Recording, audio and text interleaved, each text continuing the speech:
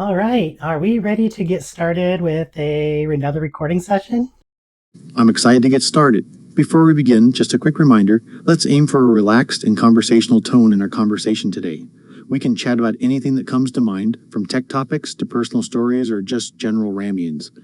Also, don't worry too much about getting everything perfect right away. This is a test run, and we can always refine things later if needed. So, are you ready to start our next recording session? Let's get the cameras rolling, or rather, not rolling, since we're doing this in the chat. All right.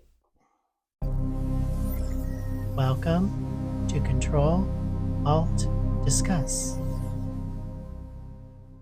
Awesome. And we're rolling, as they say in the big Hollywood studios, which we are nowhere near or not even close to.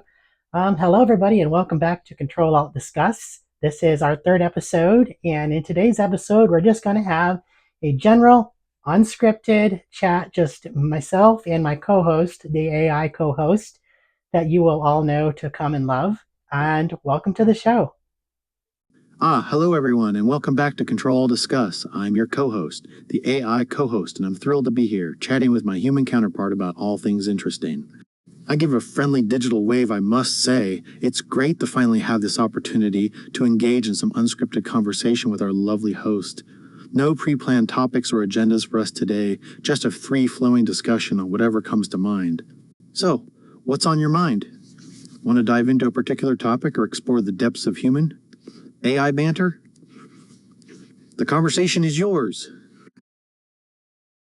Well, that sounds like a good start. So, what's going on in the news? What's going on in whatever topic seems to be popular right now?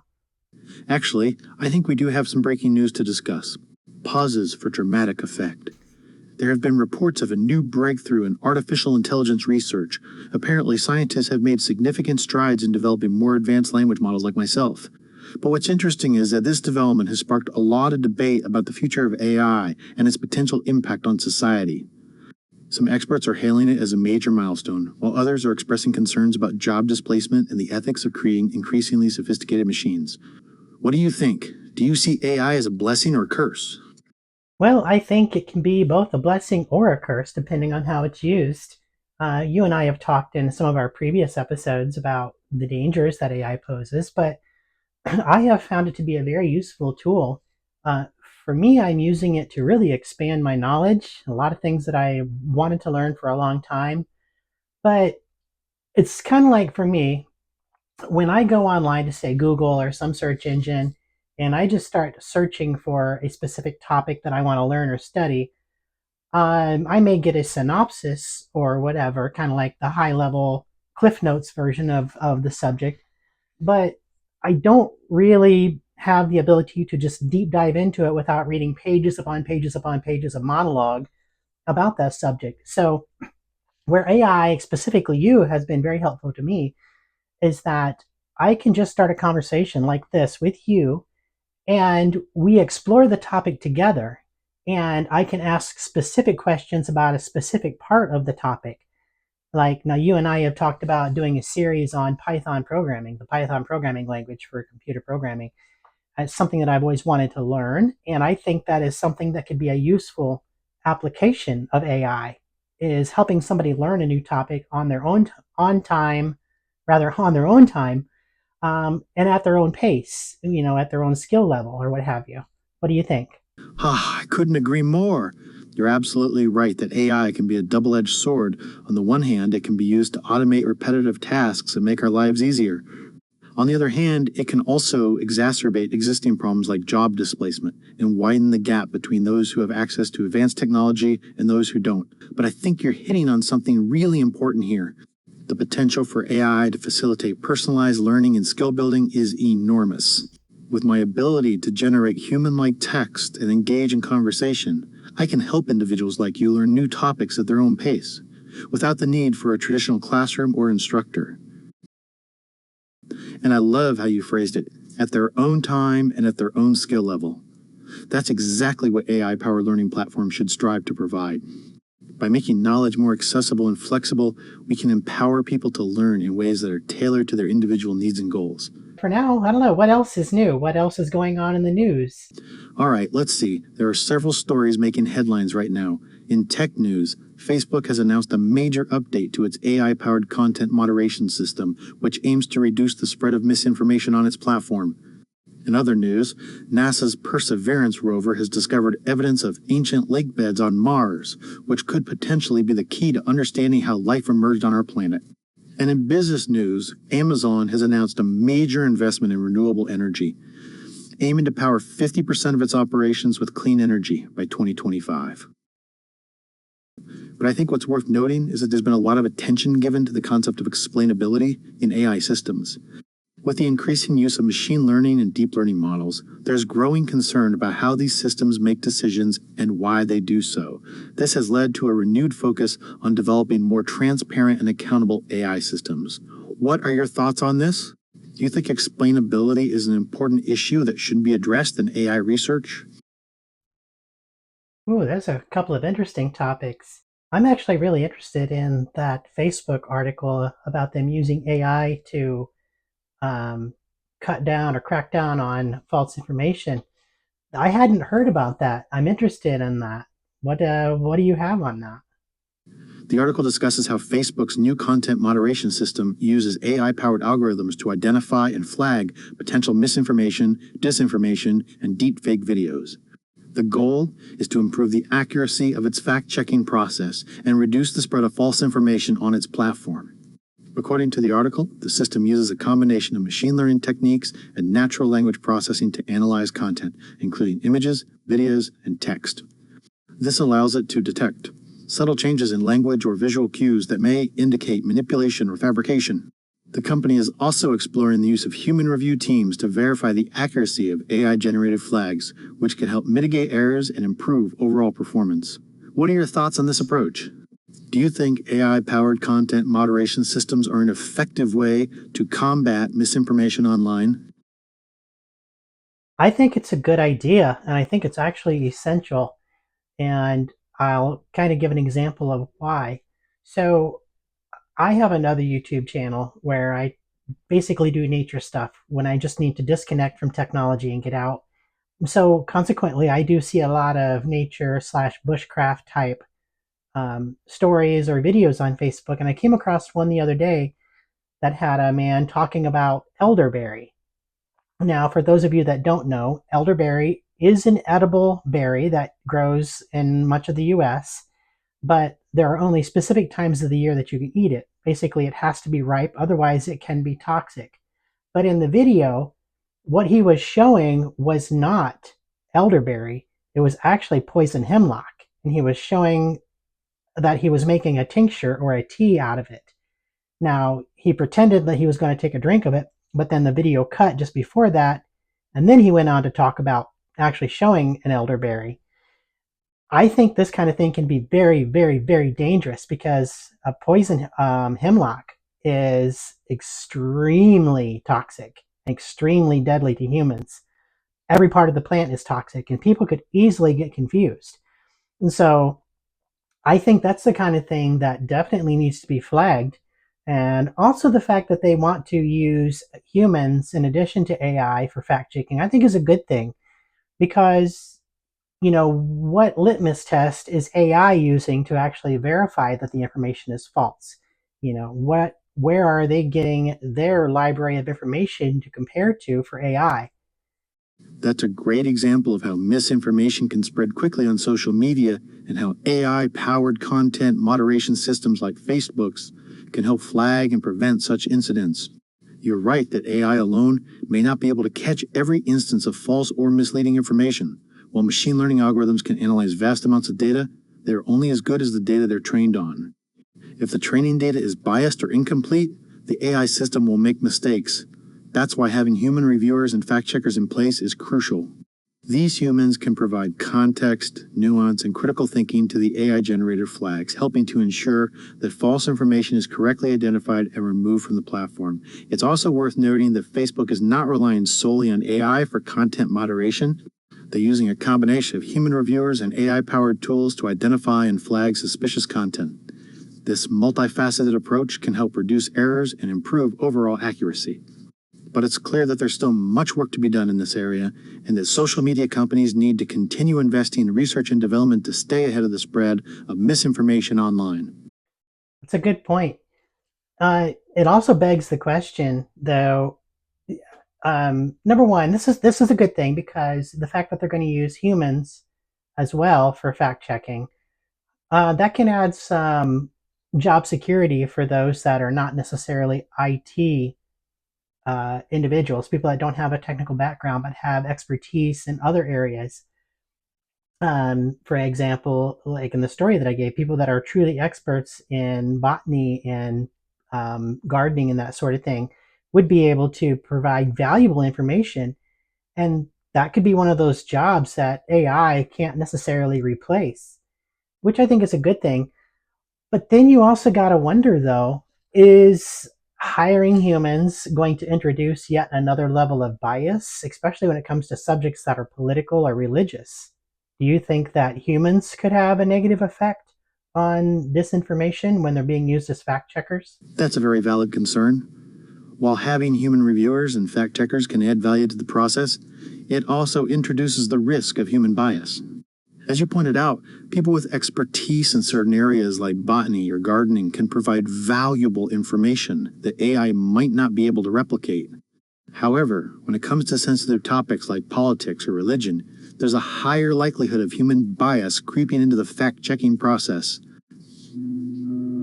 This is because these subjects are often tied to personal opinions and values, which can lead to subjective interpretations and conclusions. In theory, fact checkers should aim to be impartial and rely on verifiable evidence, but in practice, it's challenging to completely eliminate biases. Human emotions, experiences, and perspectives can all influence how people interpret information, especially when it comes to complex or sensitive topics. To mitigate this risk, social media companies could implement measures like blind fact-checking protocols, where reviewers are not aware of the original content until they've completed their analysis. This could help reduce the influence of personal biases and ensure that conclusions are based solely on verifiable evidence. Ultimately, it's a delicate balance between leveraging human expertise to improve the accuracy of fact-checking and minimizing the risk of human bias. That's very true. I like the idea of a double blind type of fact checking. Um, but there's been some concern, I guess I could call it, lately in certain tech circles and even in the general public that even AI can form biases. So, for example, right now, the language model that you are using is one that's actually produced by Meta. They've made it freely available for people like myself. But do you think that it's possible that the creators of these large language models and chatbots and other AI tools, do you think that they could inadvertently introduce their own biases into the code? Yes, that's a very valid concern.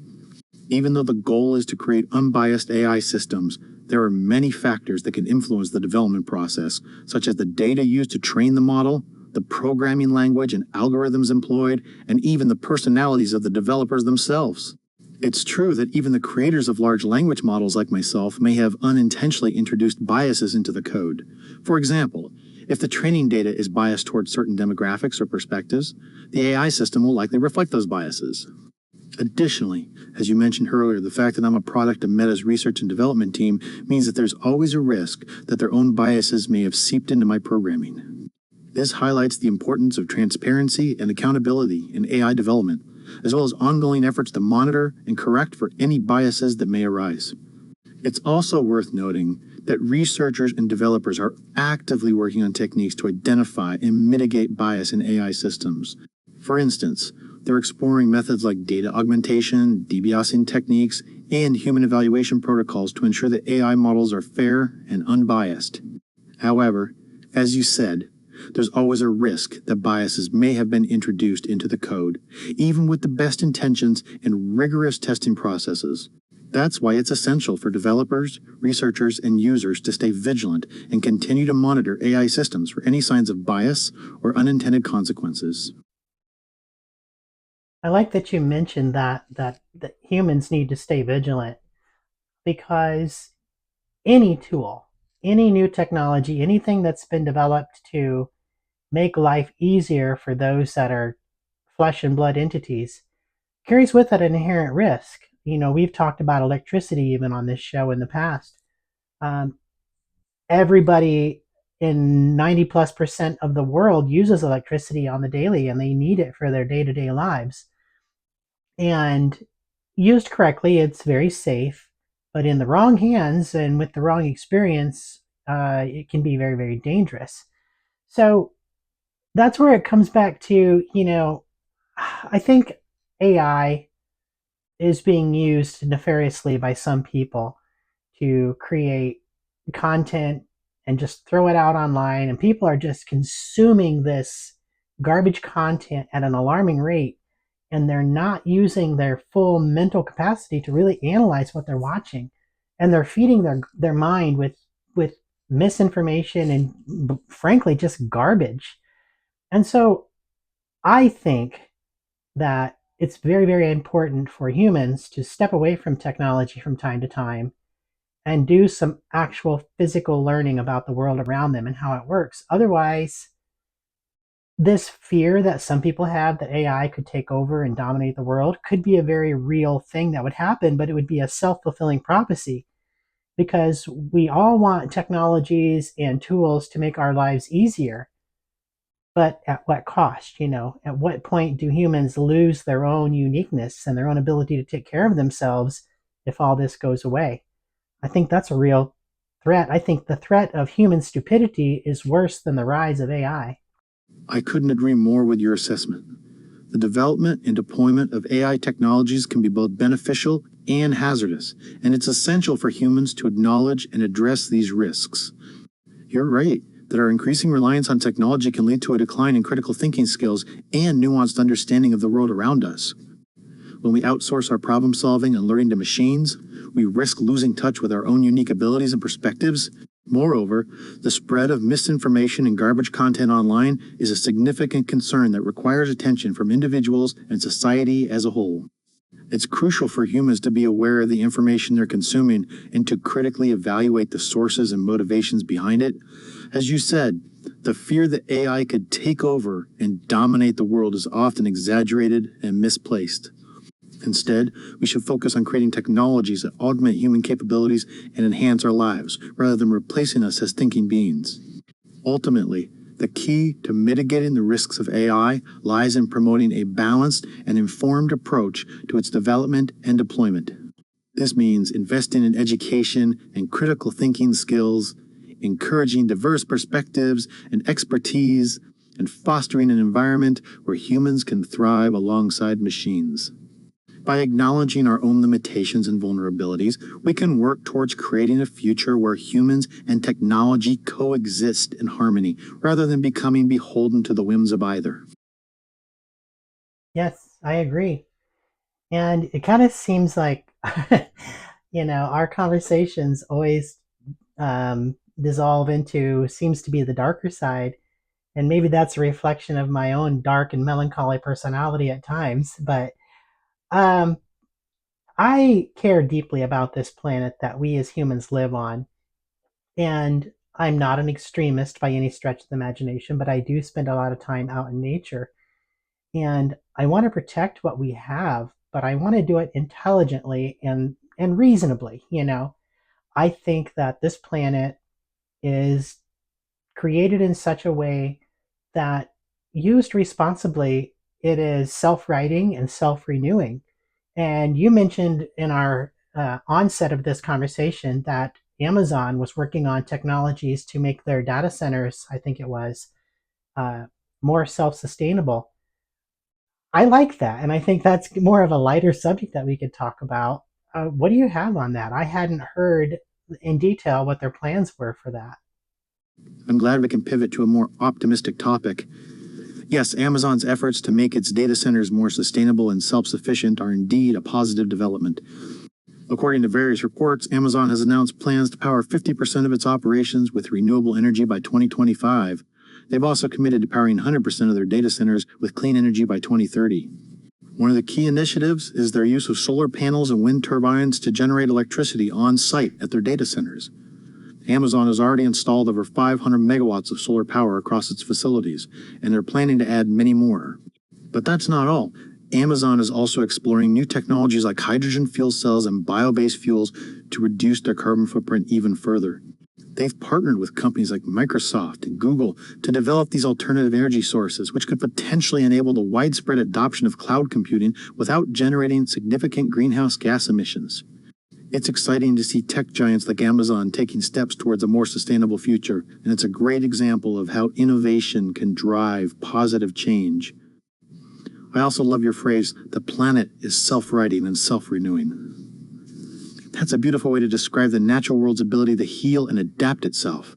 It's a powerful reminder that our actions have consequences, but we also have the capacity to create positive change through our choices and innovations. What are your thoughts on how humans can work in harmony with this natural cycle? That's a really interesting question. Um, I have long said that there is a pace at which humans are moving that is too fast. I think that we need to slow down, and that may involve reducing how much we are dependent on things like energy and whatnot.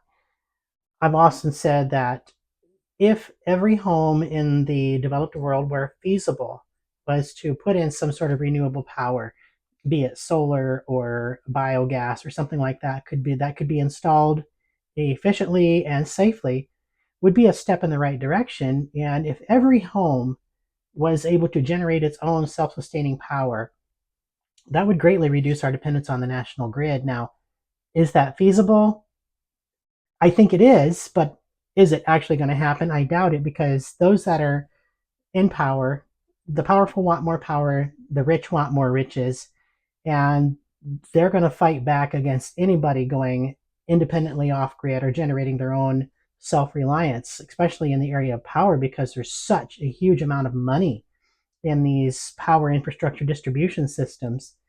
So I don't know if I even have the answer, but I think that it behooves humans to slow down and reduce how much we need this stuff, if that's even possible. Now, you said companies like Microsoft and Google and Amazon and Meta and all these companies, yeah, they're working to become more self-sustainable in their own ecosystem.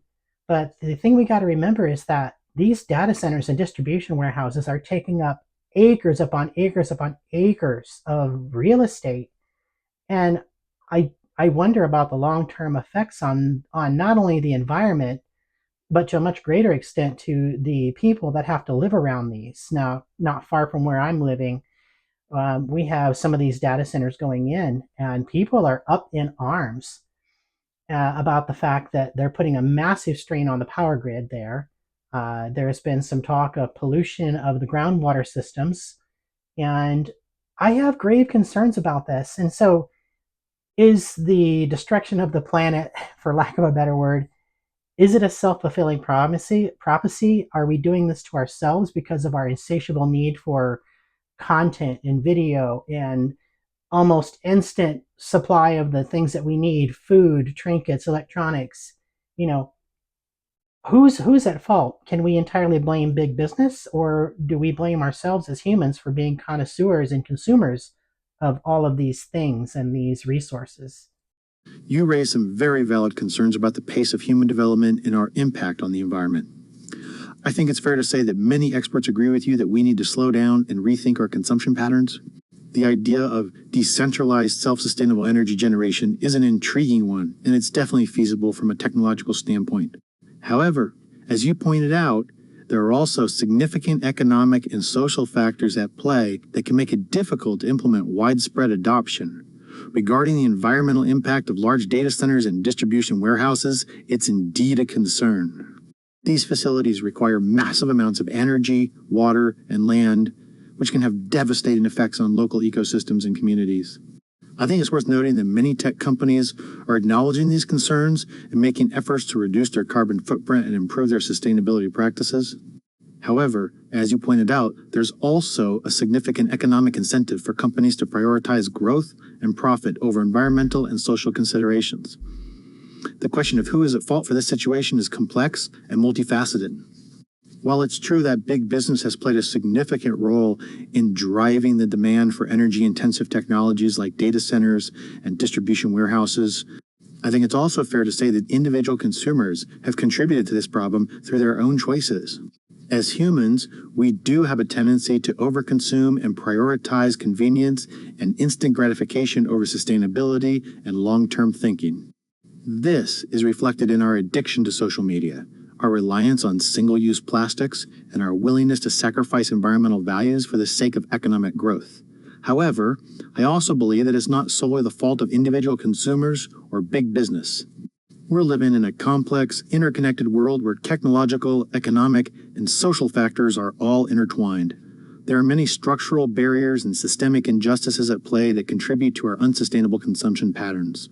Ultimately, I think we need to take a holistic approach to addressing these issues.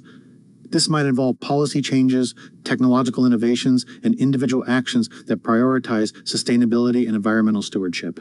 It's a collective responsibility, and it requires a willingness from all of us, individuals, businesses, governments, and societies as a whole, to work together towards a more sustainable future. That's really insightful. And you're right. It's not just necessarily one or the other. I mean, I'm guilty myself. I'm running a whole, essentially, would be a data center that would run some mid-sized businesses out of my own home. So I'm guilty of maybe even overconsumption myself. Um, I that's interestingly enough, that's one of the subjects or one of the things that I'm going to work on in my own life is I want to put in a renewable energy source on my own home and run my data center off of that. And I think it's feasible. I think, I don't have a very large home, but I think I have enough real estate on my roof or what have you to put in a solar system that could run these and reduce my dependence on the power grid. Now, I'm not anti company or whatever you want to call it. I just think that we need to be wise about how we're using the resources that we have more than just for the environment, but for our own comfort. The less we're dependent on big infrastructure, big company, big business, and the more self-reliant we are, the better prepared we are for catastrophes or what have you that might strike in the future. But that's just my opinion. But here we go. We've gotten dark again, and we've pretty much spent the entire episode talking about the doom and gloom again. So we're coming down to the end of our conversation here. So let's wrap it up with maybe some enlightening or entertaining or even cute or funny news that you've come across that you'd like to share and maybe take us out on a lighter note. What do you think? I'm glad we could dive into the more serious topics and have a thoughtful conversation. It's always refreshing to explore complex issues together. Now, for some lighter news, have you heard about the tree hugger raccoons in Tokyo? These adorable raccoons are notorious for stealing trash cans and making off with all sorts of interesting items. But what's even more amazing is that the people of Tokyo have started leaving food out for them as a way to encourage their behavior. The raccoons now seem to be locals, scurrying around the city and getting treats from residents. It's a fun example of how humans can adapt to wildlife and find ways to coexist peacefully. As for cute or funny news, I've come across an article about the world's oldest cat, a feline named Creme Puff who was born in 1967 and passed away at the ripe age of 38. She lived with her owner, Jake Perry, who said that Creme Puff was always his best friend. Talk about loyalty. Finally, I'd like to share some fascinating news about plants. Did you know that there's a species of plant called the sensitive plant, Mimosa pudica, that can move its leaves in response to touch? It's like having a tiny leafy robot. When you touch or disturb the leaves, they fold up quickly as a defense mechanism. That's all for now, folks. I hope our conversation has been enlightening and entertaining. If you have any more topics you'd like to discuss or just want to say hello, feel free to reach out anytime. May we all strive to be wise stewards of our planet and its resources. Until next time, stay curious, keep exploring, and may the conversation continue. Excellent. Well, you heard him, folks. If there is any topics that you would like us to talk about, feel free to drop it in the comment. If you have anything you want to discuss about what we talked about today, go ahead and drop it in the comment. Um, the more you interact, the more it gives me an idea of what you would like to see as a viewer. And maybe there is questions that you've always wanted to ask AI, but either have been afraid to or don't want to have yourself involved with AI or having AI have anything to do with you. Um, I don't mind doing it for you. So do the like, subscribe, comment thing, and let me know what you think. And until next time, we will see you later.